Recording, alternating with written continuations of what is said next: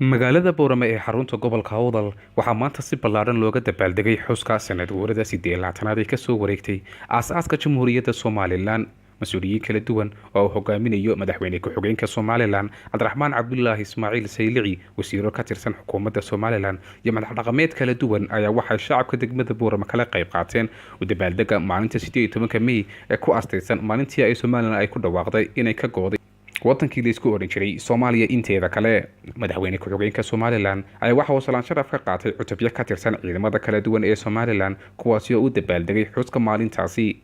dhinaca kale ciidamada xoogga Soomaaliland ay waxay fagaaraha xeriyada Boorama ku soo bandhigeen gaado ka ciyaar aad u qurux badan kaasi oo soo jiitay indhaha shacabka ku sugnaa goobta ay marayeen.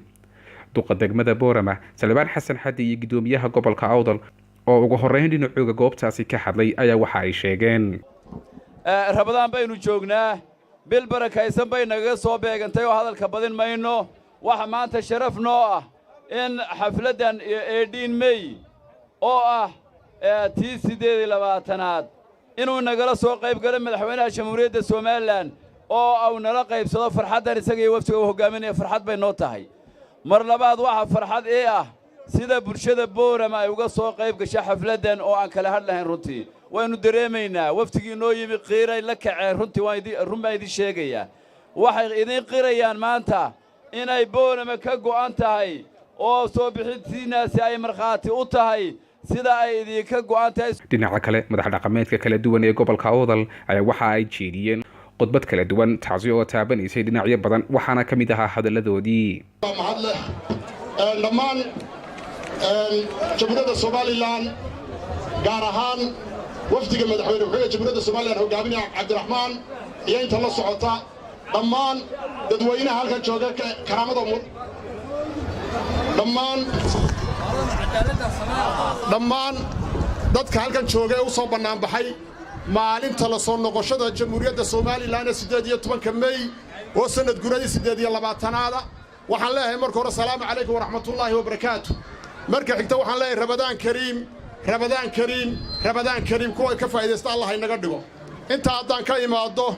waxa walba sunnad bay leeyihiin, wax walba magac bay leeyihiin, wax walba wax lagu gartay leeyihiin. maanta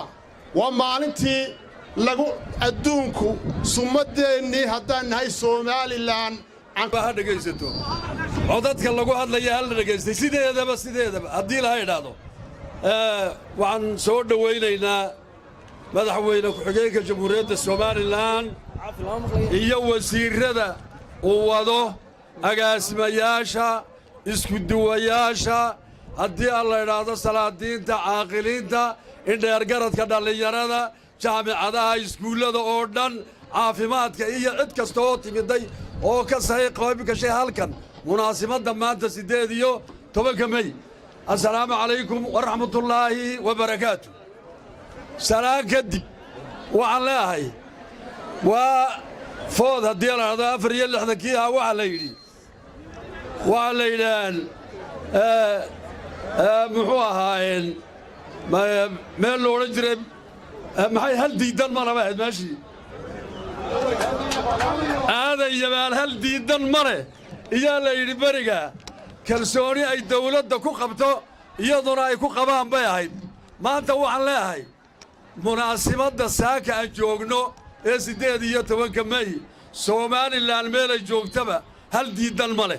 ugu dambeyn madaxweyne ku-xigeenka Soomaaliland Cabdiraxmaan Cabdullaahi Ismaaciil Saylici oo goobtaasi ka jeediyay khudbad dheer oo ay ujeedkeedu ahayd mid uu shacabka ugu hambalyeynayay munaasabadaasi awgeed ayaa waxa uu si gaar ah u soo qaatay saraakiil dhawaan lagu dilay deegaanka Ceelaf Weyn waxaana uu sheegay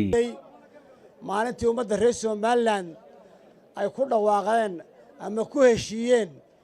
in xornimadoodii luntay 60kii kadib markii dalka burbur weyn ka dhacay dagaallo sokeeye ka dhaceen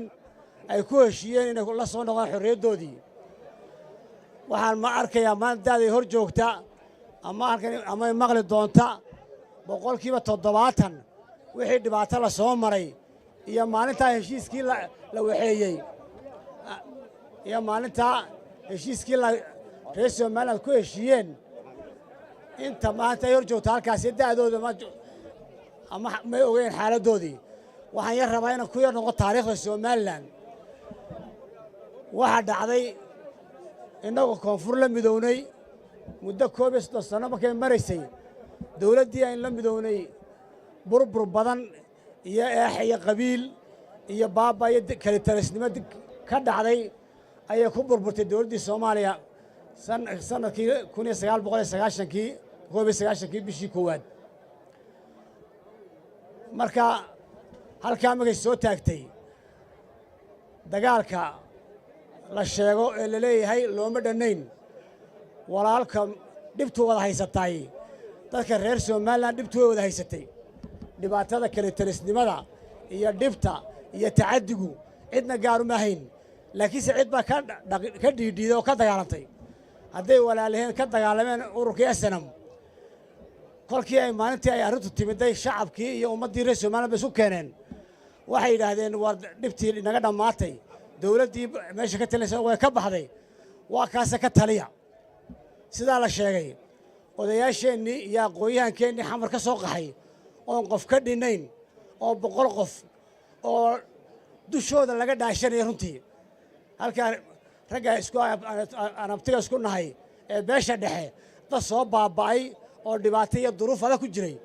innagana 100 iyo 200 oo qof oo dushooda laga dhaashanayay oo ayaa tagay tala la galay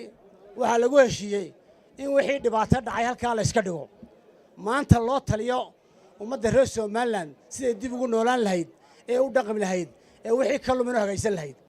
وعبد الغني محمود مقالة بورما.